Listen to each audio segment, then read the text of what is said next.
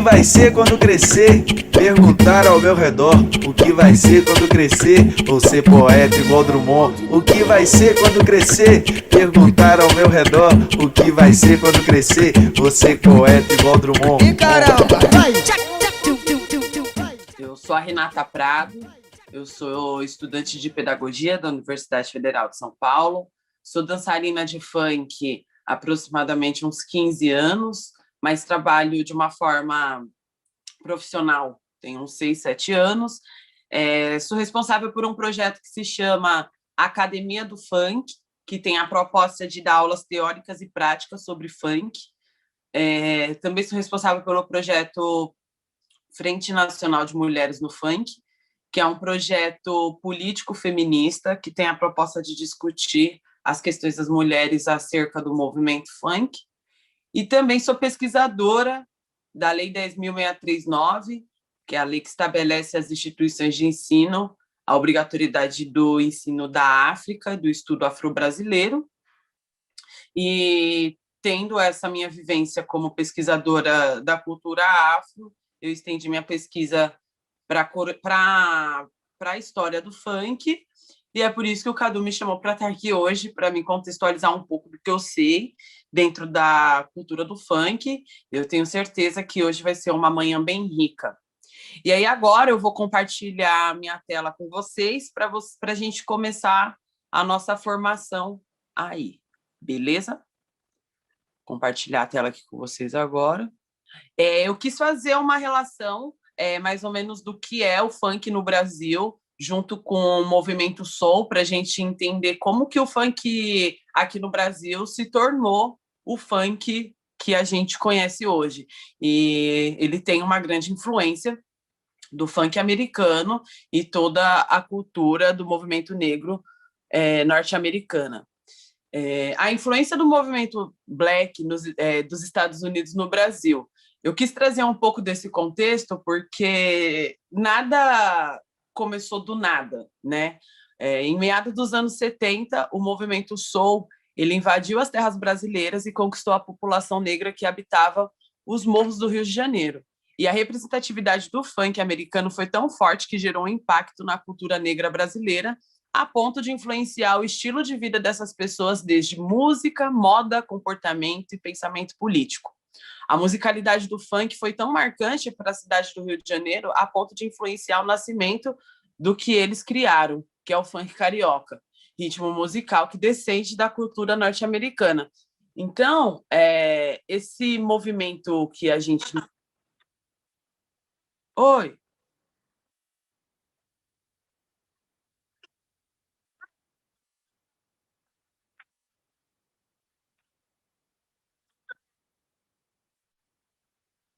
Ah, é verdade, tem a tradução. Nossa, não, não, tá certo. Pode deixar que eu vou falar. Não, claro, claro. Beleza. É, Bom, para a gente entender um pouco, o funk ele bebe dessa, o funk carioca ele bebe dessa fonte de cultura norte-americana, né?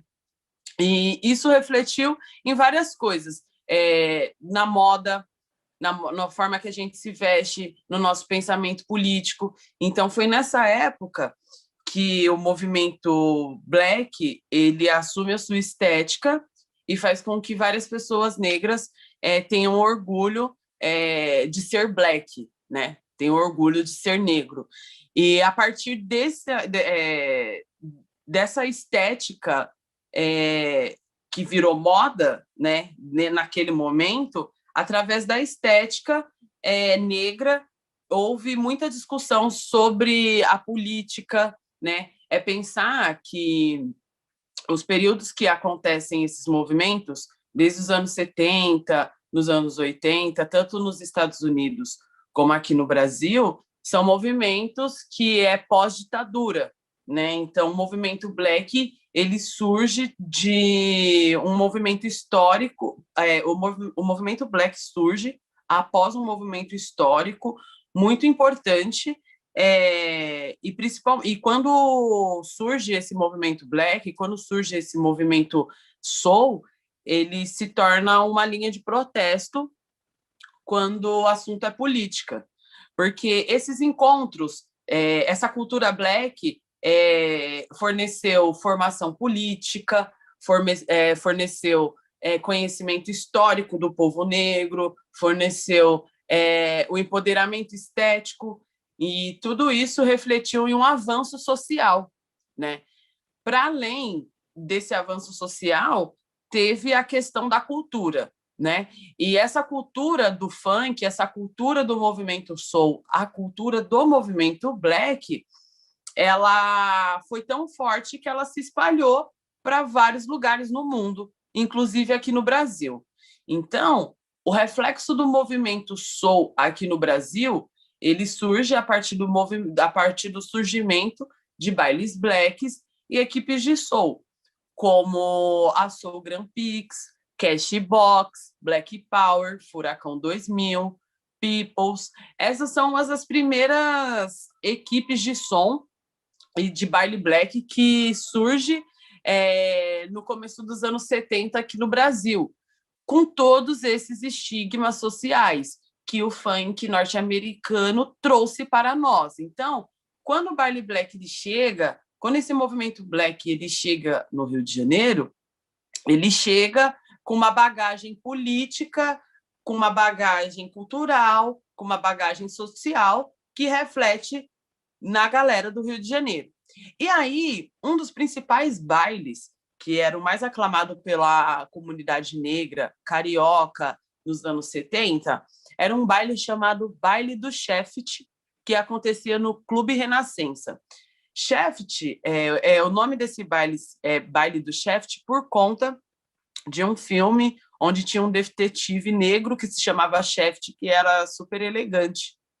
E aí, por conta daquela imagem elegante daquele detetive do filme da época, eles colocaram o nome do baile de Shaft justamente para representar tudo aquilo que eles acreditam, que o negro pode ser o que quiser. Nos anos 70, se hoje já é difícil ver pessoas negras protagonizando, imagina nos anos 70, né? Então, ter um ator negro na TV fazendo um filme como um detetive chamado Shaft, na época, para a comunidade negra, aquilo eles entenderam como representatividade, e por isso que o nome do baile se chama Baile do Shaft, que acontecia no Clube Renascença, que é um dos principais clubes negros do Rio de Janeiro. Esse Clube Renascença ele existe até hoje, né? Acontece baile black, acontece samba, é um clube de resistência negra, e foi onde teve o espaço para acontecer esses bailes que potencializava a consciência negra da comunidade. Opa! Peraí, gente, um minutinho. Ai, meu Deus. Perdi aqui. Aí. Bem, retomando, o baile do Shaft ele acontecia no Clube Renascença porque ele tinha essa proposta de oferecer a consciência negra para a comunidade, oferecer formação política, além da ascensão da arte negra, teatro, dança, moda, que era um momento onde os negros tinham o seu espaço para ser black, para usar a roupa que quiser, para usar roupa colorida, para sair de casa e ser você. Então, o baile do Shaft foi um marco no movimento soul aqui no Brasil, que refletiu no surgimento da musicalidade do funk carioca. Agora a gente vai falar um pouco sobre como que o funk norte-americano se tornou o funk carioca em questão musical. Então, essa musicalidade ela foi fortemente influenciada por alguns elementos da cultura norte-americana. O movimento black, que é toda essa consciência que a gente acabou de falar, a referência do rap, que, enfim, a cultura hip hop também reflete na gente por conta dos anos 80. Então, pensar que quando o funk carioca ele surge aqui no Brasil, é final dos anos 80, começo dos anos 90, que é a mesma época que o movimento hip hop reflete aqui no Brasil, só que mais precisamente na cidade de São Paulo. O rap, ele tem o movimento hip hop, ele tem um coração muito grande aqui em São Paulo, que expandiu para o Brasil inteiro. Então, o rap ele está para São Paulo, assim como o funk está para o Rio de Janeiro nesta época, né? E é por isso que o rap ele se torna uma referência quando a gente fala de musicalidade do funk carioca, né? Então, a gente tem a referência do movimento black, a referência do funk e a levada musical do Miami Bass, que também faz parte da cultura norte-americana. Então, as primeiras produções musicais de funk cariocas, elas eram feitas a partir de batidas criadas em bateria eletrônica, que é o 808, que é um equipamento muito conhecido entre os produtores dos anos 90, junto com as colagens, né, de pequenos trechos de funk americano que resultou na autêntica batida do funk carioca. Então, pensa que a música funk carioca, ela tem alguns elementos. A referência black, da cultura black, a referência do rap, por isso que os MCs de funk se chamam MCs, e antigamente as músicas de rap, por elas terem versos, as músicas de funk eram chamadas de rap. Então é por isso que a gente encontra hoje músicas de funk chamada Rap da Felicidade, Rap do Silva, mesmo sendo funk, porque a galera do Rio de Janeiro entendia que por ser versos que rimavam, né, que o funk ele faz isso, o rap ele faz isso, então eles trouxeram isso para a cultura do funk também. E a mistura do Miami Bass, que é o que dá todo o sentido para o funk ser o funk que a gente conhece hoje. E aí a gente vai para o surgimento do funk carioca, da cena mesmo, como essa cena surge, né? Então, no final dos anos 80, o movimento funk carioca, ele surge a partir do Festival de Galera, que acontecia nas favelas do Rio de Janeiro. Para quem não sabe, Festival de Galera era como se fosse um festival de funk que reunia várias galeras, que hoje o que a gente entende de galera é o que a gente chama de bonde, né? Então imagina que esse festival de galera reunia vários bondes de funkeiros, de diversas favelas em um único evento. Basicamente, eram encontros de funkeiros de todas as favelas. Nesses festivais aconteciam os concursos de rap, onde os competidores eram os representantes da galera. Então, pensa que esses concursos de rap tinham os MCs da galera, que geralmente era um artista de uma determinada comunidade, um funkeiro de determinada comunidade, que representava aquela comunidade. Por isso que eles chamam de representantes de galeras. Esses representantes de galeras lá na frente são chamados de MCs, né? Então, geralmente, esses representantes eram os MCs vistos como subcelebridades em suas respectivas favelas. E para entender melhor a relação do rap com o funk carioca, podemos considerar que o conceito de MC, que o funk carioca se apropriou, surge da forte influência do hip hop no Brasil, considerando o rap como uma relevante referência na formação do funk no Brasil, que mesmo, foi o que eu acabei de falar, não somente enquanto cultura, né, enquanto musicalidade, mas como resistência também, porque hoje o funk sofre os mesmos estigmas sociais que a galera do hip hop sofreu nos anos 80. Então, qualquer semelhança não é mera coincidência quando se trata de cultura negra em qualquer lugar no mundo, seja nos Estados Unidos, seja aqui no Brasil. E o funk aqui no Brasil, como ele funciona, né? Assim como o movimento black, o funk carioca ele se tornou um fenômeno cultural tão grande que ele expandiu para diversos estados do Brasil, como São Paulo, Minas Gerais, Pernambuco. Hoje a gente vai falar desses eixos de funk, porque eu acho que é muito interessante, por saber que a gente está tendo uma formação com várias pessoas de vários lugares, tanto do Brasil quanto do mundo, é importante a gente ter alguma clareza do que é o funk no Brasil, porque não é tudo uma coisa só. Então, em São Paulo, a gente tem algumas representatividades de funk. Dentro do conceito musical, a gente tem o funk mandelão, a gente tem a galera do funk rave, que está misturando bastante essa cultura musical, eletrônica, mais aflorada das festas raves, junto com o batidão do funk, que aqui em São Paulo dá super certo. Pensando em dança, a gente tem aí o passinho do Romano, que foi o primeiro passinho de São Paulo, temos o passinho do Maloca, passinho do Magrão. Então, hoje, São Paulo já se tornou um grande polo de funk, assim como o Rio de Janeiro, né? E em Minas Gerais, a gente temos aí uma galera que já deve ter falado pra caramba sobre o quão rico a cultura de BH é e o quão ela é impactante na cultura do funk. Então, a gente tem o passinho do Malado. Eu não sei, vocês até me corrijam, viu, gente? Mas eu não sei se pode ser chamado dessa forma, né? A musicalidade do funk de BH, o funk de Minas, se a gente pode caracterizar como um funk malado. Isso é uma discussão que eu gostaria de ter com vocês e até aprender isso, porque a gente só aprende com quem é de lá e como vocês são daí, eu quero aprender com vocês também. E aí tem toda a história do que é o funk em Minas, em BH, com vários artistas, com a sua própria musicalidade, com a sua autenticidade, criando as suas próprias danças. Então, hoje, quando a gente fala de dança, a gente vê uma riqueza muito grande no passinho do Malado, que surge em BH.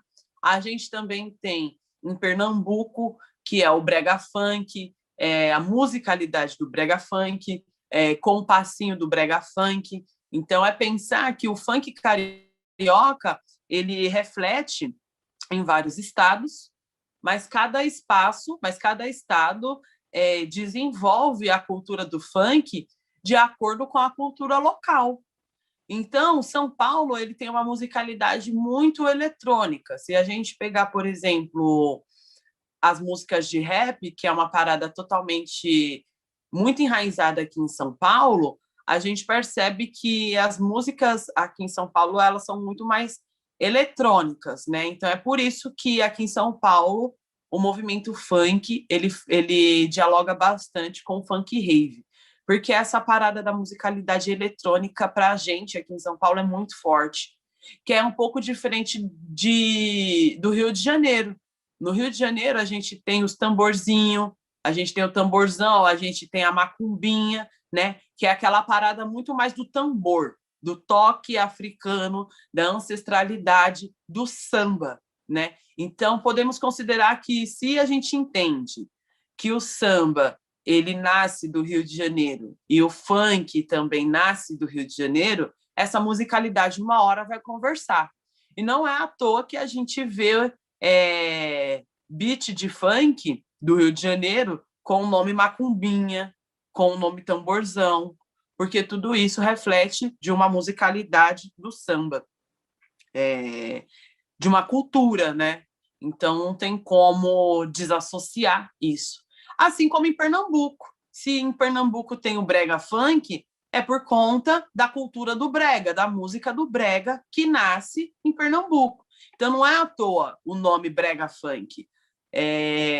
O brega funk ele só poderia nascer em Pernambuco por conta da cultura do brega, por conta da música do brega, por conta da cultura do brega, e aí misturou a cultura local do brega com o funk, e é o que a gente conhece hoje de brega funk. Então, o funk aqui em São Paulo, o funk aqui no Brasil, ele é muito rico. Ele nasce da cultura norte-americana, reflete no funk carioca, que dá margem para o funk crescer em tantos outros estados, cada um com a sua singularidade. E é essa a riqueza do funk. Por isso que eu acho que não tem funk melhor que o outro, estado melhor que o outro. Eu acho que cada estado desenvolve a cultura do funk de acordo com a cultura local, que enriquece o funk e enriquece a cultura local também. A importância da valorização da cultura urbana contemporânea, a resistência política, a formação social e o direito à cidade. Eu coloquei esse tópico, gente, para a gente entender que, apesar da gente estar falando sobre cultura, a gente está falando sobre manifestações políticas que resultam em uma resistência cultural, né? Então, hoje, a gente vê os fluxos de rua, os baile funk acontecendo na rua e a polícia reprimindo, significa que existe uma disputa pelo direito à cidade, né? A gente tem o Estatuto da Juventude, né, aqui no Brasil, que precisa ser funcionado, né? E o Estatuto da Juventude, ele garante que todos os jovens têm o direito à cidade e que eles têm o direito de expressar a sua cultura. Então, se a gente tem o Estatuto da Juventude que defende os direitos humanos e os direitos da juventude, a gente pode sim ocupar as ruas com funk. E a gente precisa olhar para esse movimento como uma resistência política, que é o que o funk americano nos ensinou nos anos 70 em terras americanas. Então, hoje, em 2021, o funk aqui no Brasil, ele representa tudo que o funk americano representou nos anos 60 e 70, só que de uma forma totalmente diferente, praticando política de uma forma totalmente diferente, buscando acesso aos direitos da juventude como deve ser. Então, a gente precisa olhar para o funk não só como um movimento cultural, mas como um movimento político que é extremamente importante, que a gente entende que funciona como uma resistência política. E muito obrigada, gente. Espero que vocês tenham gostado aí. Eu tentei ser o mais breve possível para a gente ter tempo para a gente conversar também. E eu espero do fundo do coração que vocês tenham gostado dessa breve palestra. Agora eu vou voltar com o meu carão aqui para vocês olharem para o meu rostinho lindo e a gente conversar sobre tudo que a gente conversou aqui agora. Então, estamos abertos para perguntas, dúvidas, comentários e afins.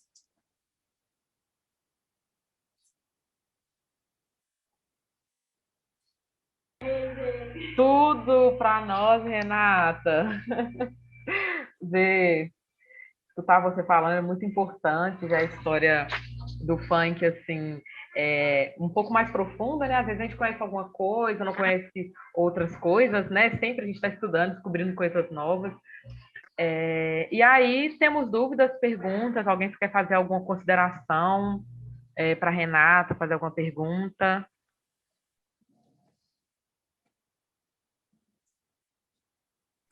Oi, oi. Oh, meu amorzinho, você aqui. Bom dia, tudo bem? Tudo ótimo. Então, foi muito bom escutar você, escutar mais do funk, entendeu? Tô muito renovado com o funk. E eu queria te perguntar qual foi a melhor experiência sua rodando alguns estados e conhecendo um pouco sobre o funk, as dificuldades que você teve, os pontos de referência, entendeu? Olha, eu ainda não tive a oportunidade de rodar tanto para conhecer mais a fundo o funk. Mas o pouco que eu conheço de outros estados, Vi, eu entendo que o funk ele é muito peculiar e ele é muito subjetivo. Ele é muito cultura local. Quando eu falo que o brega funk ele só poderia nascer em Pernambuco, é porque só em Pernambuco existe o brega. Ninguém no Brasil ia conseguir fazer o que a galera de Recife fez com o brega funk. Ninguém, ninguém. Assim como a galera de BH, vocês têm o jeito de vocês de dançar por conta de alguma referência cultural que está ali. Aqui, eu costumo dizer uma coisa, eu costumo comparar bastante o funk de São Paulo com o funk do Rio de Janeiro, porque se a gente pegar pela dança, tanto eu e você somos dançarinos, se a gente pegar pela dança, por exemplo, a gente pode perceber que o passinho do Magrão é aquele passinho, aquela coisa mais dura, aquela parada bem robotizada, que isso tem muito a ver com o que São Paulo é. São Paulo é uma cidade dura, São Paulo é uma cidade fria, São Paulo é uma cidade robotizada. Não é à toa esse espacinho meio duro, né? Se a gente for buscar mais atrás sobre dança, por exemplo, aqui em São Paulo a gente teve um movimento de dança chamado Lagartixa, que são dançarinos do movimento hip hop, que na época era isso, os Lagartixa eles surgem nos anos 90, que eles chamam no hip hop, a galera do rap eles chamavam de rebolosos, né? Porque era a galera do hip hop que dançava uma coisa mais malemolente, né? E mesmo os lagartixas, sendo mais malemolentes, ainda assim eles têm um jeito de dançar mais duro se eu comparar com os dançarinos do Rio de Janeiro. A galera do Rio de Janeiro rebola mais, porque a cidade é mais quente, o corpo é mais quente, eles são mais envolventes, tudo aquilo ali é mais quente. Então, aquilo ali reflete no que o carioca é. Então, quando eu vejo o funk em outros estados, eu vejo isso, que cada funk bebe da sua cultura local. Então, o brega funk só podia nascer em Recife, assim como o magrão só podia nascer em São Paulo, com aquela dureza toda, assim como no Rio de Janeiro. A galera é mais malemolente por conta do samba, por conta da cidade quente, e assim como acredito que em Minas Gerais deve ser a mesma parada. Deve ter essa ligação cultural que a gente pode descobrir junto o que é, né? O que será que faz o funk de BH ser o funk de BH? Eu acho que essa é uma pergunta muito interessante para a gente fazer, né? O que o funk de BH se relaciona com a cultura local da cidade? Porque é isso que deixa o funk rico e é isso que faz o funk ser característico daquele lugar. Porque, apesar de eu estar falando do funk, fazendo todas essas comparações, tem uma coisa muito interessante aqui em São Paulo, porque tem o funk da Baixada, né, na Baixada Santista, e tem o funk da capital. Esses funks são muito diferentes, gente. Eles são muito diferentes. O funk da Baixada e o funk da capital, eles são muito diferentes. A gente está falando de funkeiros do mesmo estado. Então, a gente não pode ignorar a cultura local, porque a cultura local ela interfere no que é o funk e ela diz muito sobre isso, né? Porque é isso, cada espaço tem a sua singularidade e eu acredito que cada funk ele é rico da sua forma de ser e ela acontece de uma forma totalmente diferente em cada um dos seus espaços. Eu tenho essa leitura. E eu quero ir para BH logo, gente. A corona não vai embora, eu quero muito ir para isso, não tem noção. Ai, venha para BH. Baby, aproveitando que é um espaço, né, de troca, de provocação e tudo mais, eu vou soltar para você e para os dançarinos e para quem quiser aí também, da galera da moda, opinar, mas BH era muito forte no passinho do Miami. Não sei se São Paulo tinha esse rolê, e é uma característica desse passinho que você traz como que é do... Lagartixa. Não, o de BH, que vocês falam. Malado. Aqui a gente chama muito de passinho de BH, né? E parece muito com Miami, que é uma onda de dançar junto, o bom de dançar junto. E tem uns planos. Acho que a galera da dança fala isso melhor. Soltei e saí correndo. Conta aí, galera, o que vocês acham disso? Licença, gente. Para você que chegou agora, eu sou o Dudu, né? E aqui em BH, muito, por diferença muito dos outros lugares, vamos supor, no Rio de Janeiro, um passo só chama, por exemplo, Sabará. É exatamente um passo. Aqui em BH já é diferente. Tem sim os passos bases, mas grande maioria dos dançarinos que dança passinho de BH mesmo, o passinho malado, chama toda uma coreografia com o nome de um passo. O povo fala, vamos fazer tal passo. Aí já é uma coreografia de, sei lá, 5 oitavos, entendeu? Aí aqui tem essa diferença, assim. Opa. Que é como se fosse um Miami mesmo, como você falou, Cadu. Rapidinho. Dudu falou uma coisa muito importante que pega a época de Miami também. Quando a gente não tem aqueles passos fixos igual Sabará, a gente tem alguns coreografias montadas que geral pegava, que era, vamos dar um exemplo, da Fênix, sei lá, que todo mundo mete o mesmo passinho de geração em geração, que você fala o nome hoje, geral sabe a sequência toda. Isso é interessante. Pode falar. Eu queria fazer uma pergunta para a Renata. Claro. Eu queria saber a sua opinião com relação de mulheres dançarinas de funk, porque tem uma grande diferença, né? Tipo assim, alguma pessoa falar de uma opinião como dançarino de homem e como é de mulher. Eu queria saber a sua opinião perante a isso. Olha, eu acho que em qualquer espaço social que tiver homens e mulheres, as mulheres serão tratadas de uma forma totalmente diferente e terão as suas habilidades subjugadas. Em qualquer instância do universo é isso, porque o mundo ele é machista. Então isso também não é um estigma só do funk, porque o funk ele faz parte de um conceito de sociedade. O funk ele é cultura, né? E aqui no Brasil eu entendo o funk como um fenômeno cultural, tá ligado? Então pensar que esse fenômeno cultural ele surge dentro de uma sociedade que já tem os seus valores. E, infelizmente, o machismo é um dos valores sociais que estão presentes na nossa sociedade. Então, automaticamente, a cultura do machismo ela está presente dentro do movimento funk, assim como ela está presente em qualquer lugar da sociedade. O que a gente precisa fazer é saber se colocar para a gente não ter esse nosso lugar questionado, né? O que eu gosto das dançarinas do funk, e eu me coloco nesse lugar também, justamente por ser dançarina, é que a gente não leva desaforo para casa, né? Hoje a gente bate de frente mesmo. Se alguém duvidar da nossa capacidade artística por a gente ser mulher, a gente já sabe se colocar, a gente já sabe como responder, a gente já sabe enfrentar.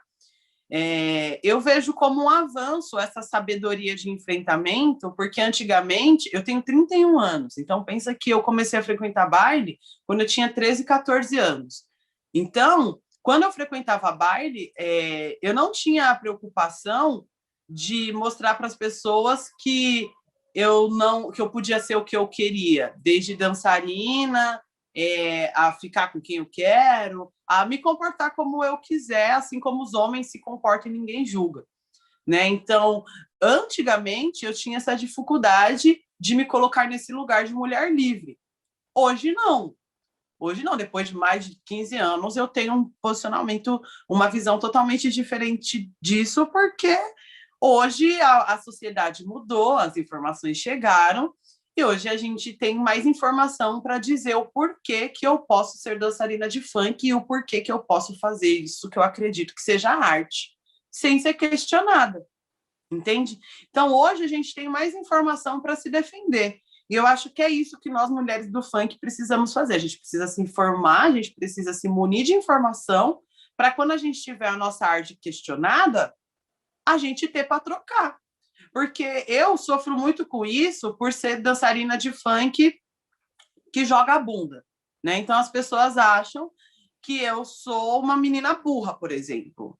As pessoas acham que eu não sei falar de política, que as pessoas não imaginam que eu sou estudante de pedagogia de uma das principais universidades do Brasil, né? Porque as pessoas me veem de shortinho rebolando a bunda na internet. Então as pessoas me reduzem a aquilo.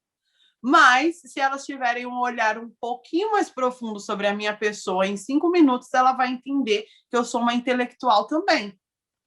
Então, hoje a gente tem alternativas, hoje a gente tem ferramentas para a gente dizer, olha, eu sou dançarina de funk, não tenho problema com isso, mas também sou mais do que uma dançarina de funk. E para a gente conseguir ter esse poder de falar isso, é só a gente estar mais próximo de mulheres que vivem isso e a gente se munindo com essas informações. Porque essa troca de informação e essa troca de vivência que a gente está tendo aqui hoje, por exemplo, fortalece o nosso posicionamento amanhã para a gente bater de frente com qualquer pessoa que questionar o nosso trabalho. Eu tenho uma pergunta. Bom dia, meu nome é Tiffany. Eu sou dançarina de funk também.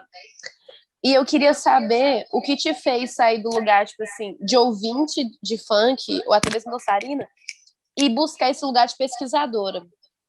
Tipo assim, o que mais te motivou, sabe?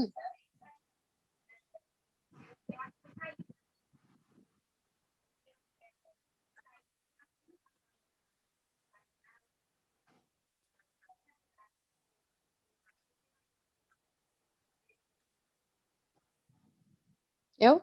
Sim. Acho que foi eu, né? Que foi o final da minha resposta.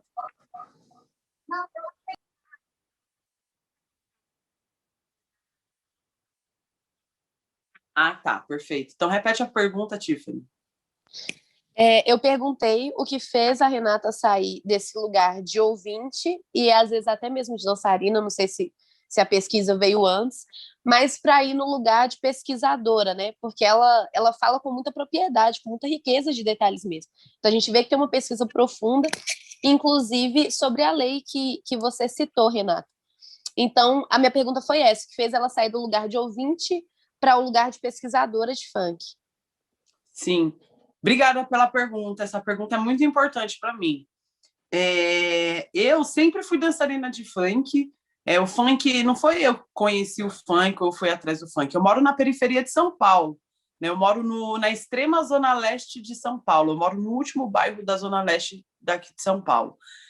E o que a gente tem aqui enquanto cultura é o funk, né? Então, eu fui adolescente numa época que o funk começou a surgir aqui na capital. Né? Como eu disse, o funk quando o funk ele vem aqui para São Paulo, primeiro ele vai para a Baixada Santista e depois ele vem para a capital. Né? Então, quando ele vem para a capital, era o momento que eu era adolescente e consumi o funk de uma forma totalmente orgânica. Então, a parte boa de ser funkeira e de ter 31 anos de idade é porque o funk tem exatamente de idade, tem exatamente o tempo de existência que eu tenho de idade. O funk carioca ele existe há 30 anos. E eu tenho 31. Então, a gente tem exatamente a mesma idade. Então, eu vivi o funk. Quando eu trago essas riquezas no detalhe, é justamente porque eu vivi tudo isso, né? Então, para muita gente, por exemplo, aqui em São Paulo, a galera acha que o funk surge aqui na capital com a GR6, que é um erro absurdo, por exemplo. A GR6 ela chega bem depois. O funk ele já está aqui em São Paulo há muito tempo. Só que ninguém conta essa parte da história, né?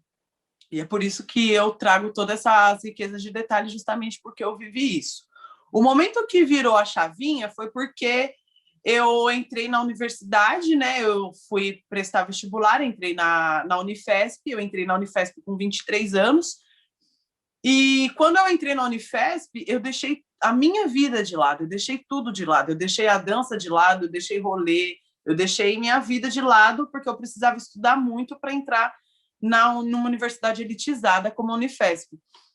E aí, dentro da Unifesp, eu virei pesquisadora acadêmica. Eu fui bolsista de um projeto acadêmico, que a gente chama de PIBID, que é um projeto onde o governo paga uma bolsa para a gente estudar alguma coisa, algum tema dentro da universidade.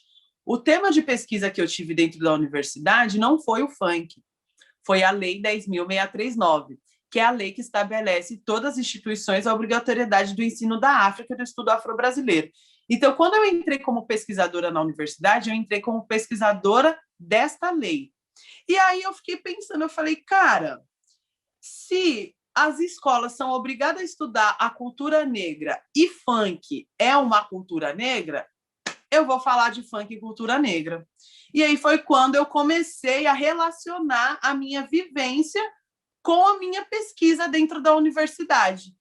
Então, eu tinha que justificar o porquê que eu queria falar de funk na faculdade. Eu tinha que ter essa justificativa. E aí eu tive que buscar o resgate histórico do funk, que foi tudo isso que eu falei aqui para vocês na palestra. Então, como que eu provo que o funk é uma cultura negra? A partir do movimento Black, a partir da historicidade do movimento Black, como ele impactou aqui no Brasil, como ele chegou aqui no Brasil, quando o movimento Soul, quando o movimento Funk chega aqui no Brasil, qual foi o impacto desse movimento aqui? Eu falei de uma forma muito breve aqui ainda para vocês, mas tem muita coisa. A gente tem a banda Black Hill, que surge do movimento Soul, né? A banda Black Hill ela é uma banda de funk brasileira. E é como eu falo, funk é funkizada mesmo, funk soul. A banda Black Hill é uma banda de funk soul, que é uma banda de soul brasileira, né? Então, tudo isso reflete no que o funk carioca foi e no que ele se transformou hoje. E tudo isso é cultura negra. Então, eu levei tudo isso para a sala de aula, para os pesquisadores entenderem que funk é cultura negra. Eu estou me formando agora esse ano, e o meu TCC, o nome do meu TCC é Pedagogia do Funk. É esse o nome do meu TCC, Pedagogia do Funk. a contribuição da cultura periférica nos espaços escolares e a contribuição do funk na formação social da criança. É esse o meu objetivo de pesquisa. Por quê? Porque esse tipo de material precisa formar professores sobre a cultura negra e sobre o funk para relacionar tudo isso e aplicar a cultura do funk dentro das escolas, que é essa a minha briga dentro do campo acadêmico, né? A minha vida, o meu posicionamento acadêmico é esse: inserir o funk dentro das escolas a partir do currículo escolar que a gente tem. E a Lei 10.639 garante a inserção do funk dentro das escolas. Então, quando eu entendi tudo isso na faculdade, eu falei, caraca, eu vou falar de funk, de cultura negra, a partir da Lei 10.639. Mas é uma pesquisa que está se desenrolando ainda. Eu vou entregar o meu TCC no final desse ano, eu vou publicar o meu TCC e aviso desde já, vou dar um spoiler, que esse TCC vai virar livro e eu vou mandar meus livros aí para vocês, sim. Nossa, tudo, porque eu já ia perguntar, e esse TCC a gente vê quando? Vai virar livro. Perfeita, muito obrigada. Eu que agradeço. Eu quero fazer uma perguntinha. Eu queria saber como esse movimento black, né, esse funk norte-americano, ele chega no Brasil e a nossa referência exclusiva que a gente tem muito forte é o Furacão 2000, né? E eu queria saber como que isso tudo, tipo, impacta no Furacão 2000 e que isso, tipo, se estabelece, sabe? Tipo, essa nossa referência nacional. Porque a minha primeira referência que eu tenho de funk é Furacão 2000, né? No seu começo ali, eu queria saber como foi o início antes de se ter essa ascensão de referência, Furacão 2000. Tipo, essa transição. Essa transição. Sim, a Furacão 2000, ela tem essa visibilidade toda, porque a Furacão 2000, ela sempre fez o que todas as equipes de som sempre fez. Porque a Furacão 2000, ela é uma equipe de som, assim como a Peoples, a Cashbox, a Soul Grand Prix, eram todas equipes de som. A diferença da Furacão para essas equipes de soul é que a Furacão, ela conseguiu inovar nas tecnologias, né? E o que é inovar nas tecnologias? A Furacão 2000, ela começou a fazer shows com dançarinas. Então, a Furacão 2000 foi a primeira equipe de som que teve a preocupação de colocar mulher no palco, mulher dançando mesmo. Quem for um pouquinho mais da antiga vai lembrar, mano, das meninas que usavam só a parte de cima de biquíni, com aquela calça baixa, de barriga de fora. Tudo isso é referência da Furacão 2000. Tudo isso é referência da Furacão 2000, porque não tinha dançarinas de funk, por exemplo. A Furacão 2000 ela é muito importante para nós dançarinas, porque foi o primeiro palco das dançarinas. E aí a Furacão 2000 ela não inova só com as dançarinas, ela inova no lance, tipo... Aqui em São Paulo, por exemplo, a gente tem o Megatron, né? Que hoje é a referência dos paredão, né? Quando a gente fala de paredão, a gente fala de Megatron, né? Mas por que a gente fala do Megatron? Porque o Megatron, o dono do Megatron, entendeu o que estava acontecendo em São Paulo e falou: eu vou fazer o maior paredão de funk que existe aqui nessa cidade. E ele deu o nome para esse maior paredão, que se chamou Megatron. E isso virou música, entende? Então, é a tecnologia daqueles caras que acabou impactando numa cultura. E é por isso que o Quitinho, MC Quitinho, ele estourou falando disso. Megatron, Tron, não sei o que lá, Megatron, porque o Megatron era o babado da época aqui em São Paulo. E na Furacão 2000 não foi diferente. A Furacão 2000 ela inovou da mesma forma que os caras do Megatron eles inovaram hoje. Né? Então, a Furacão 2000 foi a primeira equipe de som que fez DVD. A Furacão 2000 foi a primeira equipe de som que teve programa de TV. A Furacão 2000 foi a primeira equipe de som que teve programação de rádio, né? Então, a Furacão 2000 ela se tornou um palco do que é o funk para a gente, né? E é por isso que a gente tem essa imagem tão forte da Furacão 2000. Quando eu conheci a Verônica Costa, para você ver como que eu sou fissurada por funk. Quando eu conheci a Verônica Costa, eu falava assim: eu aprendi a me vestir como funkeira por causa que eu vi os seus programas de TV e eu me vesti igual. e eu descrevia a roupa dela. Eu falava, você usava um biquíni branco com uma calça jeans do saruel, você usava a calça jeans tal, com um tamanco de cristal tal. Na hora que eu falei isso para ela, ela falou, mano, você assistia mesmo, né? Você realmente assistia, porque você está descrevendo como eu me vestia. Então, a Furacão, não só para mim, não só para você, mas eu acredito para todos os funkeiros no Brasil, que ela foi a referência do funk para todo mundo. Por quê? Porque ela inovou na tecnologia. A Furacão, ela inovou na tecnologia. Ela fez DVD, ela foi para a TV, ela foi para a rádio, ela colocou dançarinas. A Furacão 2000 fez tudo que as equipes de som comum não fez. A Cashbox não fez isso, a Peoples não fez isso. Então, se destaca quem faz diferente, né?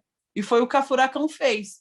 E a Verônica Costa é a principal pessoa por fazer toda essa diferença na Furacão. Não é à toa que ela é conhecida como mãe do funk, né? A mãe loira do funk, porque ela teve toda essa contribuição, essa sabedoria, essa tecnologia da Furacão, ela vem da Verônica Costa e do Rômulo Costa, que tiveram disposição para fazer tudo isso, porque a gente só está falando da parte boa do funk, né? Tem a parte ruim também, onde a galera foi presa, onde eles eram perseguidos.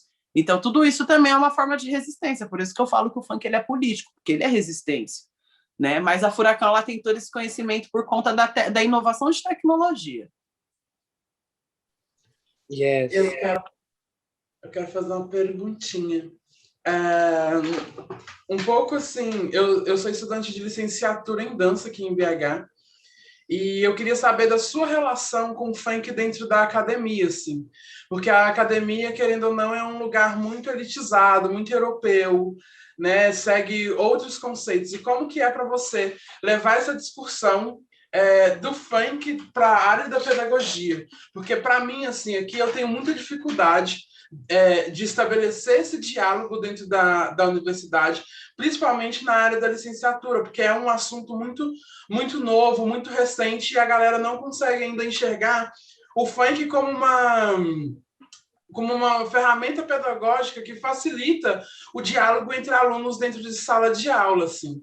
E aí eu queria saber como que é você levar esse assunto para dentro da universidade. Eu digo também de referências bibliográficas, porque eu escuto muito, mas o que não está escrito sobre o funk não é validado pela universidade, sabe? E aí eu queria saber como que é essa relação para você, assim.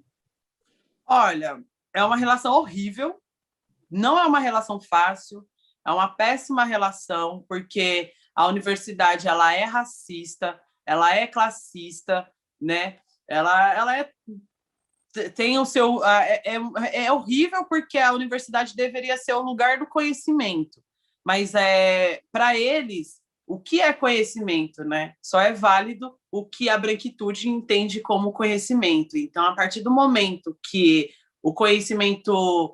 a partir do momento que a gente leva um outro conhecimento para a universidade, ele é negado. E eu estou há 8 anos na Unifesp e há 8 anos eu sofro com isso. Não é fácil, não é fácil. Os professores são racistas, eles perseguem alunos, eu sou perseguida na minha universidade. O meu orientador, ele é um militante, ele é um professor negro, militante do movimento negro, que eu tive que me juntar com ele para conseguir fazer o meu trabalho de TCC, por exemplo, porque se não fosse um professor negro militante, dificilmente eu teria espaço para falar sobre funk da forma que eu quero falar, né? Não tem mesmo muita coisa sobre o que a gente entende sobre funk, sobre essa nossa cultura falada, sobre essa nossa cultura oral. E quando a gente entende que isso não existe, a gente precisa ir lá fazer, que é o que eu estou fazendo, né? Vou dizer para você que é fácil? Não é, nem um pouco, porque eu sofro muito preconceito. Quando eu falo de funk em sala de aula, eu vou falar de 2 casos que já aconteceram comigo na universidade. Já teve aula de professora tá falando, assim, tipo, dando a aula dela normal, e do nada ela solta. que era uma aula de sociologia da educação, e ela estava falando do comportamento das crianças dentro da área da educação e tal. E aí a professora vai e me solta dentro da sala de aula comigo lá. É a mesma coisa que a gente olha para essas menininhas que fica aí dançando funk com a bunda de fora. A gente sabe que elas não têm perspectiva de vida, a gente já sabe qual que vai ser o fim delas. A professora falou isso dentro da sala de aula comigo. Na hora, aquilo ali virou um pau firme, que eu virei a mesa. Eu falei, o quê? Você não tem noção do que você está falando. Eu sou dançarina de funk, eu coloco a bunda para fora desse jeito e eu tenho a capacidade intelectual igual de todo mundo que está aqui, porque todo mundo passou pelo mesmo processo de vestibular e eu passei igual todo mundo. E apesar de eu ser a favor das cotas, eu não sou cotista. Eu ainda lancei essa, porque a universidade tem essa também, de olhar que todo preto que está ali é cotista. Eu sou muito a favor das cotas, porque ela precisa existir, mas não é só cotista que tem ali. Né? Porque se for isso, a conta está errada, porque felizmente tem muita gente preta na universidade e as cotas não vão dar conta da gente, porque nós somos muitos, entende? E aí eu tive que dar essa carteirada na cara da professora, falar, mano, você tá maluca? Você não pode falar isso. Eu sou inteligente como todo mundo. Sim.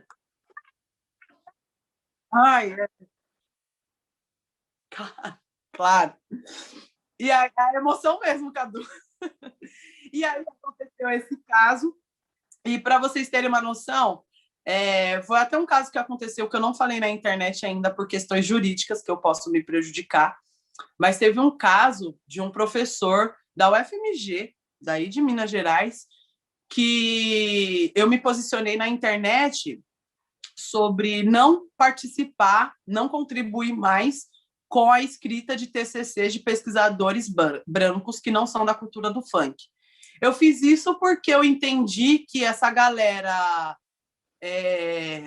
usa da cultura do funk, faz um TCC, apresenta nas grandes produtoras que existem aqui de São Paulo e consegue uma vaga de trabalho, coisa que eu nunca consegui, entende? E aí eu entendi o que essa... Demorou para me entender, mas eu entendi. O que está acontecendo? A galera vê que funk dá dinheiro, vai lá, faz um curso de faculdade, faz um TCC de funk, usa a gente, pega o TCC de funk, vai para o mercado de trabalho, procurar trabalho na área do funk e consegue trabalhos incríveis em grandes produtoras, ganhando um dinheiro do caramba, enquanto a gente está aqui. E aí, o que eu falei? Falei, mano, eu não vou dar mais entrevista para TCC, porque se eu parar de dar entrevista, esses caras param de fazer TCC e, consequentemente, esses caras param de trabalhar dentro do funk. Foi essa a minha lógica de raciocínio. E eu me posicionei assim na internet. E aí, quando eu fiz esse posicionamento na internet, um professor de musicologia da UFMG falou essa seguinte palavra: lá vem essa menina querendo se aparecer. Ninguém sabe quem você é e ninguém te conhece como nada. Ninguém perguntou sua opinião. Mas é isso, né? Mas para se aparecer, você faz tudo o que eles gostam. Ainda dá o cu de cabeça para baixo. O professor escreveu isso em um post do Facebook. Eu ainda não fui para cima desse professor porque eu posso me prejudicar judicialmente. Vocês já sabem de quem eu estou falando, obviamente. É um professor de musicologia. É um professor de musicologia que fala que estuda funk, que tem pesquisa de funk. Ele é professor da UFMG e professor da Unirio, se eu não me engano, lá no Rio de Janeiro. Vocês já sabem quem é, e se vocês não sabem quem é, vocês vão procurar saber, e com certeza vocês vão achar. E esse professor disse que eu queria me aparecer e mandou eu dar o cu de cabeça para baixo. Essa eu acho que foi uma das coisas mais absurdas que eu já ouvi em 8 anos de academia, porque racismo é uma coisa, né? A pessoa olhar para... Já teve papo assim de eu estar andando na faculdade, a professora olhar com nojo, assim, eles olham com nojo, eles não escondem que eles têm nojo da gente. Esse tipo de racismo a gente já sofreu bastante. Agora, ter um professor de universidade pública com nome, né, um professor renomado, mandando eu dar o cu de cabeça para baixo dentro de um grupo de funkeiros, isso eu nunca passei. E é esse tipo de coisa que a gente enfrenta dentro da universidade quando a gente questiona o saber da branquitude. Porque quando eu falei que eu não vou dar mais que eu não vou dar mais entrevista para realização de TCC, é porque eu vou parar.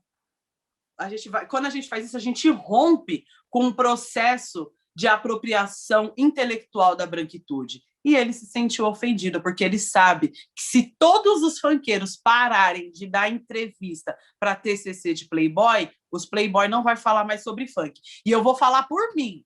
Se depender de mim, de Renata Prado, eu até bato no peito para falar isso, se depender de mim, Playboy nenhum pega mais bolsa da FAPESP para falar de funk.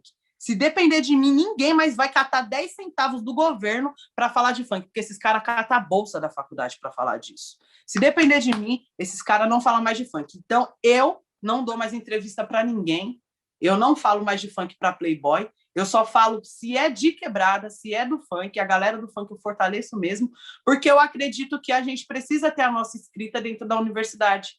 É a nossa vez de contar a nossa história. Então, é por isso que eu fortaleço a galera do funk no TCC.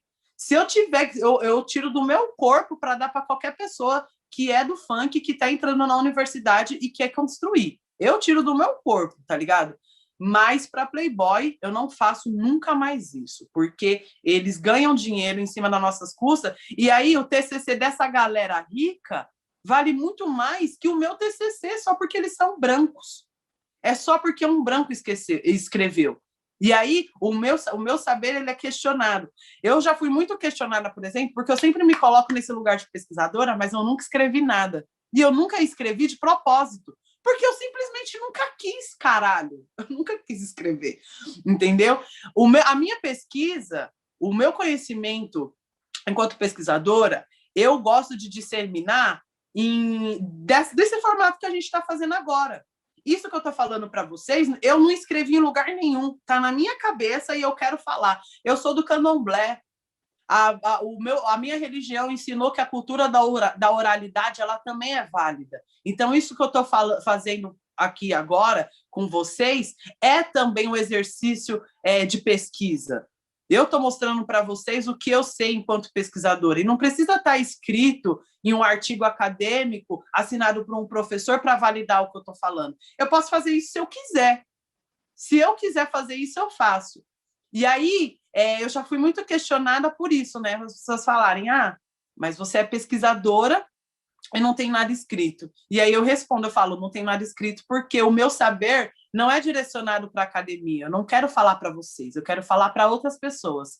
E quando eu tiver vontade de falar com a academia, eu escrevo, que é o que eu estou fazendo agora. Hoje, depois de 8 anos na universidade, eu sinto a necessidade de escrever um livro chamado Pedagogia do Funk, porque para a gente cobrar dos professores o ensinamento do funk, eles precisam ter uma formação sobre isso. E o meu livro vai ser a ferramenta de formação para esses professores. Então, hoje eu me sinto na liberdade de querer escrever. E isso não vai me tirar o meu crédito de ser pesquisadora só porque eu estou fazendo um livro pedagógico ligado à cultura do funk e não estou falando sobre a historicidade do funk. Porque o que eu entendo sobre história de funk, eu vivo e falo quando eu quiser, para quem eu quiser. E aí, se alguém quiser me descredibilizar enquanto pesquisadora só porque eu não tenho um artigo acadêmico escrito, eu quero que se foda. É isso. Tudo. Ufa. É sobre eu levantei Amada. a mão aqui para falar e passou um filme na minha cabeça, Renata. Eu tenho... Nossa, eu tô aqui assim. Eu tenho mestrado em administração pelo UFMG e o meu mestrado é basicamente sobre a Kika, né? Que você teve a oportunidade de conhecer. Eu vi o seu mestrado. Você viu? Ai, meu Deus. Enfim. E aí eu tô pensando aqui, um tópico que eu levanto lá e queria trazer para você como uma pergunta de funk é um mobilizador da juventude, isso está dado e a gente vive isso. Mas como a gente pode pensar um feminismo funkeiro através da corporalidade? Você traz isso muito bem, através da sua dança, através das suas performances, na academia também, né? E aí, como pensar esse feminismo através do funk? Eu acho que eu faria a pergunta contrária. Eu acho como o funk deveria olhar, como o feminismo deveria olhar o funk como uma ferramenta feminista. Porque antes dessa palavra se popularizar aqui no Brasil, o funk ele já existia, né? O funk já existia. O funk existe há 30 anos e a popularização da palavra feminismo, ela vem nos últimos 10 anos por conta da internet. Então, a gente precisa entender que, antes do feminismo surgir de forma popular e as mulheres se rotularem enquanto feministas, nós, funkeiras, já tínhamos essa postura feminista, né? Só você olhar para os vídeos da Gaiola da Popozuda, né? Começo lá da Furacão 2000, começo dos anos 2000, a gente vê a Gaiola das Popozudas no palco, falando que, tipo, é isso, late que eu tô passando, um otário para bancar, foda-se, eu sou o que eu quiser, quer me chamar de puta, chama, entendeu? Então, tipo assim, as minas já veio com esse discurso que eu vejo hoje mulheres brancas, ricas, se apropriando desse discurso para falar sobre funk na academia, romantizando tudo isso. Porque quando a gente cata esse trabalho de faculdade, dessas pesquisadoras que falam sobre funk, empoderamento e feminismo, a minha leitura que eu tenho disso é uma romantização. Porque agora todo mundo descobriu que funk é feminismo. As meninas do funk, então, é feminismo. Agora a academia descobriu isso, né? Que as funkeiras são feministas e precisa ter alguém ali escrevendo sobre isso para validar as funkeiras como feministas, sendo que nós somos feministas há muito tempo. Eu costumo dizer, eu falo, gente, a primeira pessoa que me deu lição de feminismo foi a minha mãe, quando ela olhou para minha cara quando eu tinha 11 anos de idade e falou, Fia, você vai trabalhar porque eu não quero ver você dependendo de macho para fazer uma unha e para fazer um cabelo. Eu ouvi isso da minha mãe com 11 anos de idade, sabe? Então, o feminismo chegou para mim muito antes que a palavra feminismo. Assim como a postura do feminismo chegou para as funkeiras antes da palavra do feminismo. A minha crítica, quando eu vejo gente branca desavisada falando sobre funk e feminismo dentro da universidade, é quando eu vejo a galera romantizando, tipo, é mesmo, agora as mulheres podem dar a buceta, porque agora Maipus é o poder e agora a gente pode fazer o que quiser, e se eu dar para 10, ninguém pode me xingar de vagabunda, porque foi uma opção minha, não sei o que, não sei o que. Isso, para mim, é uma romantização do que é ser mulher. Sabe? Isso, para mim, é uma romantização do que é ser mulher, porque ninguém olha para os problemas sociais que, de fato, o funk carrega. Porque as meninas com 12, 13 anos de idade já têm essa liberdade sexual. Mas quem ensina para essa menina que ela tem que usar camisinha, que ela não pode, que não pode ser filmada sem o consentimento dela, e se ela for filmada, o que ela pode fazer? Entende? Porque esses os problemas da liberdade sexual com a juventude hoje. É muito lindo falar, vamos transar, não sei o que, é o que eu falo sobre o funk que fala sobre putaria mesmo. Eu falo, gente, eu sou super a favor do funk putaria. Por mim, tem que fazer funk descrevendo o que a gente faz no sexo mesmo. Eu acho que o bagulho tem que ser isso mesmo. Mas isso não significa que isso tem um problema profundo na nossa sociedade, porque tem, né? Se todo mundo resolver sair transando por aí sem camisinha, a gente tem um aumento de sífilis, que é o que acontece aqui em São Paulo. A juventude, nos últimos 10 anos, trouxe à tona uma doença que já estava erradicada, entende? E aí, quem é que fala dos problemas sociais do funk? Porque quando essas minas emocionada, branca, vai para a faculdade falar que funk é liberdade, que a gente pode dar a buceta do jeito que a gente quer, elas estão ignorando o resultado dessa liberdade na sociedade. Porque as meninas é abandonada com filho, as meninas fazem aborto clandestino, as meninas morrem com isso, todo mundo pega doença. Então, eu tenho problemas com essa romantização do feminismo no funk. Eu sou uma pessoa que critica pra caramba isso, e eu acho que a gente tem que olhar o feminismo e a liberdade das mulheres no funk com uma ótica libertadora, sim, mas a gente precisa ser reflexiva e questionar o que isso pode refletir na nossa sociedade, porque no final das contas é as mina preta nova que está se fudendo na quebrada, abandonada de barriga, com doença, os meninos cheios de doença, né? Então a gente precisa olhar para isso também, porque esse discurso ele é muito perigoso. Olá. Obrigada. Rian, eu vou interromper só um pouquinho, porque nós estamos também ao vivo no YouTube, né? E a gente também tem uma pergunta aqui no chat, e foi do Felipe, eu vou ler, aí você responde, aí eu acho que eu posso ler a pergunta, o Rian também fazer a dele, e aí mesclar as duas, tá bom?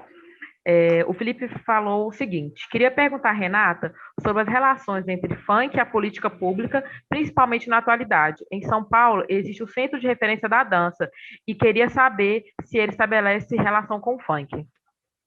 Nenhuma. Nenhuma. Quando a gente fala de políticas públicas dentro dos estados, eles não reconhecem o funk como cultura, nem a direita e nem a esquerda, tá?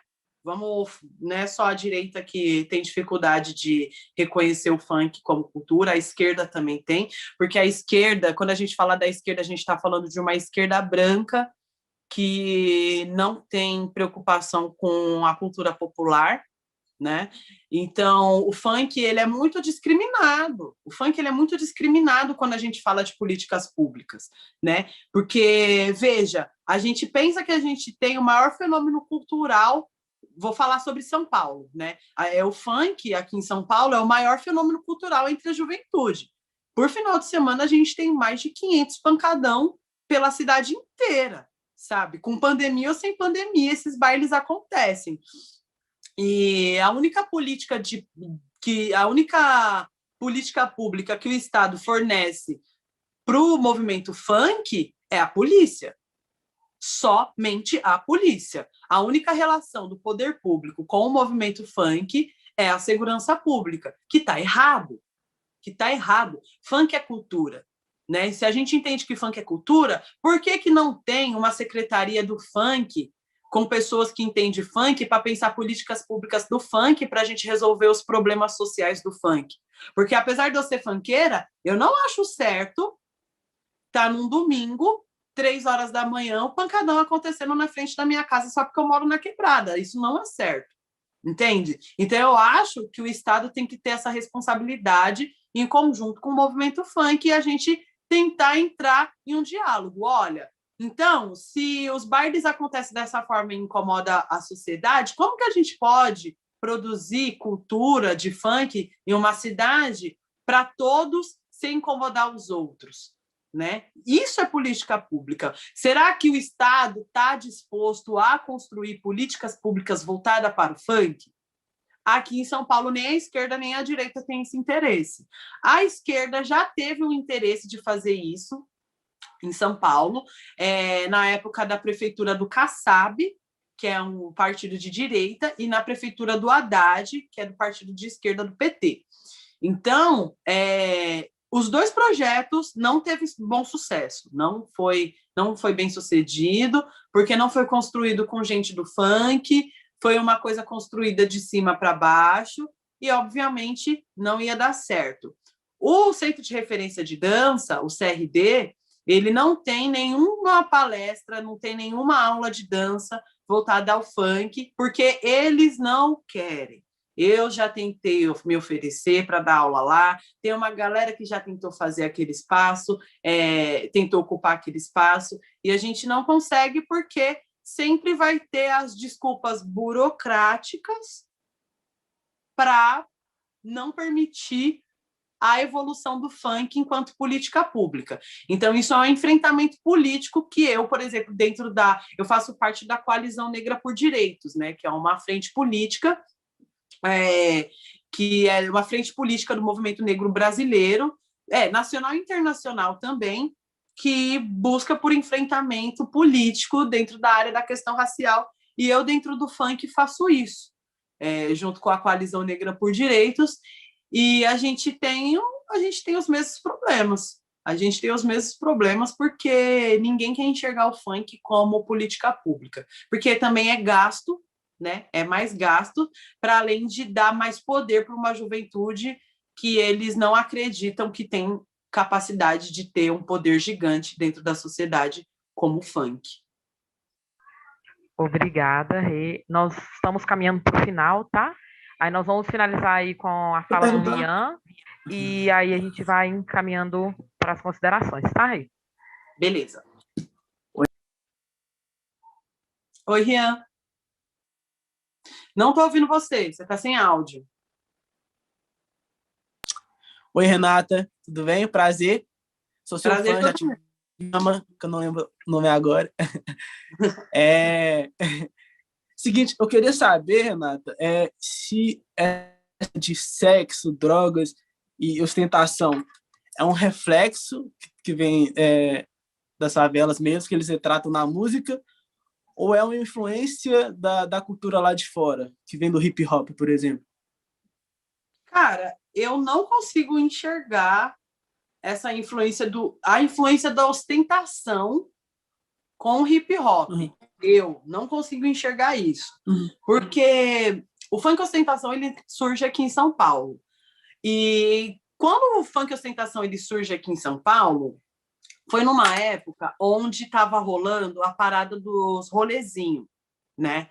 Que foi o que começou a dar um grande problema na cidade, e aí foi quando começou a surgir esses projetos da prefeitura, que nenhum deles deram certo, obviamente, porque qual que é a treta? Esses rolezinhos, eles surgiram, por exemplo, principalmente aqui na Zona Leste, na cidade de Itaquera, porque, só para a gente contextualizar, para você entender um pouquinho, o funk aqui na capital de São Paulo, ele nasce na Zona Leste, ele nasce na cidade de Tiradentes, com a galera do funk ostentação. Um dos MCs mais antigos é o Nego Blue, o Dedê, a MC Menorzinha, que hoje nem canta mais.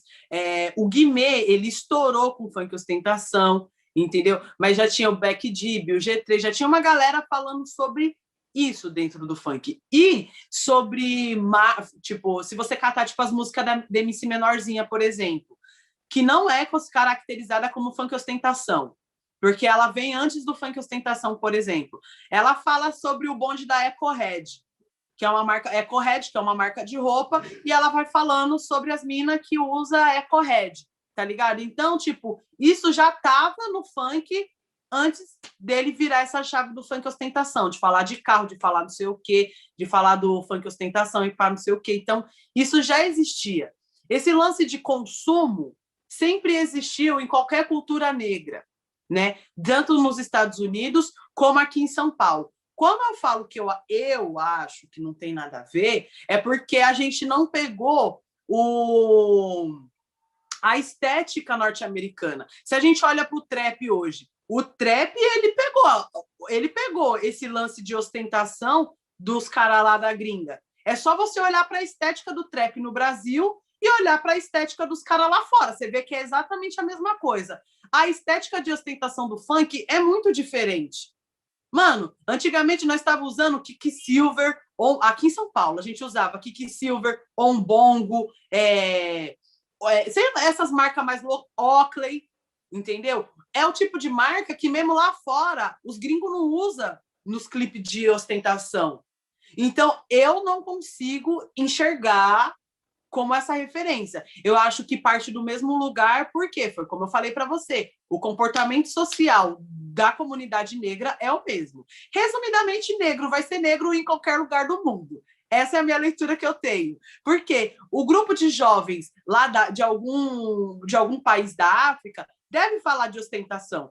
Assim como na Jamaica, o dancehall, ele nasce disso. O dancehall, ele é uma vertente. Eu costumo dizer que o dancehall, ele é irmão gêmeo do funk separado por países, por exemplo. Porque...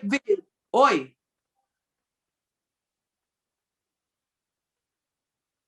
Falo. Vão me lembrando, gente, senão eu vou ficar falando muito rápido mesmo.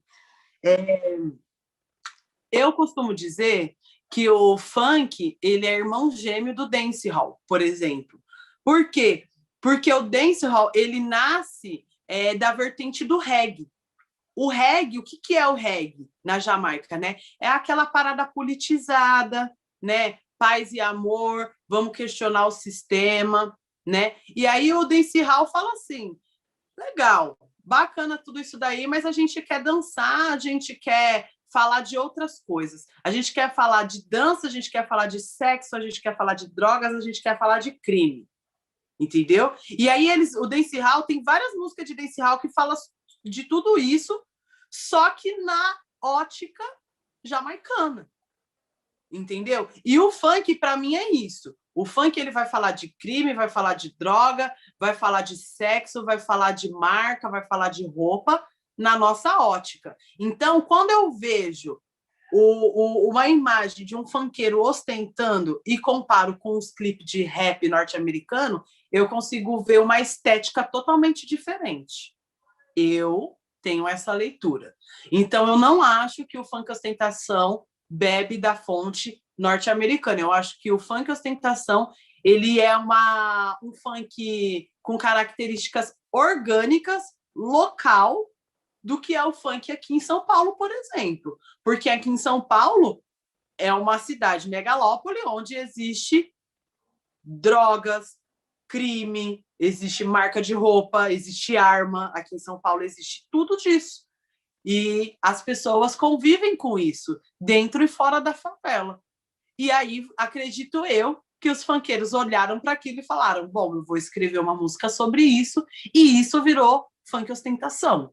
É essa leitura que eu tenho. Porque americanizar tudo que a gente faz é, no mínimo, complicado, porque aí a gente tira o nosso valor estético brasileiro, que eu sou defensora eternamente. Eu acho que para a gente conseguir chamar atenção no campo cultural, artístico, a gente não precisa imitar os gringos, apesar deles serem uma referência para a gente. Eu me nego a ficar imitando o gringo, porque eu acho que a nossa cultura é muito rica e a gente não precisa disso.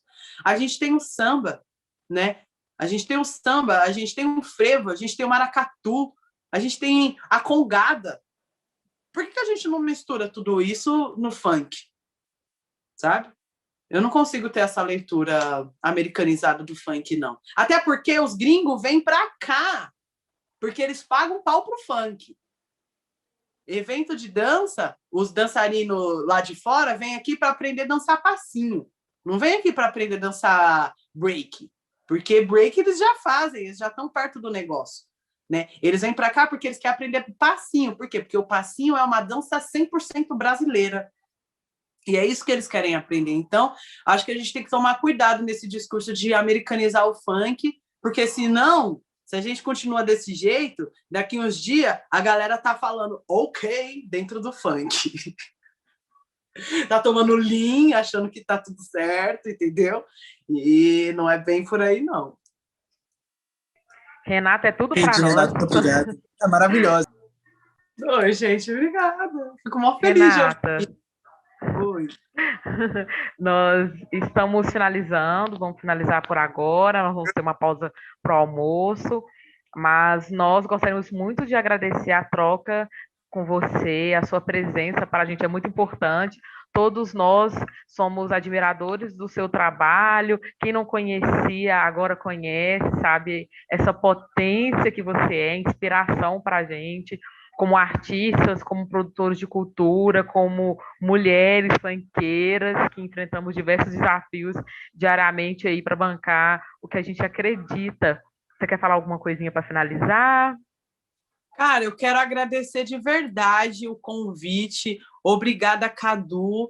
Eu admiro pra caramba o trabalho de vocês. Lá da Favelinha, eu acho o trabalho de vocês foda pra caramba. Dani, eu te acompanho já faz um tempo também. Quando você se formou, eu fui atrás do seu mestrado. Eu tô lendo o seu mestrado. Eu vou ler mais ainda o seu mestrado, porque agora eu entrei nessa fase de escrever meu TCC. E, mano, o que eu já li, eu já gostei. E, mano, é sobre isso, sabe? Eu tô muito feliz de ter pessoas como vocês aqui, tipo, próximo, porque geralmente a gente nunca tem pessoas negras dentro do funk, discutindo funk, sabe? Então, para mim, é muito importante ter vocês, falar com vocês. O seu trabalho de TCC o seu trabalho de mestrado, ele é importante para mim, ele é importante para a comunidade do funk, ele é importante para várias meninas que vai chegar agora, que vai usar eu e você como referência. E quanto mais pessoas sendo a gente vai conseguir fechar o cerco para esses boy filho da puta, porque o meu objetivo no mundo, a minha missão no mundo é acabar com o pacto narcísico da branquitude, seja dentro do funk, seja fora. E dentro do funk, a gente só vai romper com o pacto narcísico da branquitude se a gente fazer trabalhos como esse e a gente se fortalecer entre a gente, porque é isso que eu acredito. Eu não preciso mais de nenhum branco como esse professor da UFMG dizendo o que eu devo, o que eu não devo fazer. Sabe por quê? Porque existem mestrandas como você que eu posso usar como referência. Então, vamos acabar com essa branquitude. A gente vai quebrar com esses caras, a gente vai romper com tudo isso. E muito obrigada por esse espaço, porque eu me sinto mais útil quando eu falo de funk para os nossos. Muito obrigada. Você que é igual do mundo.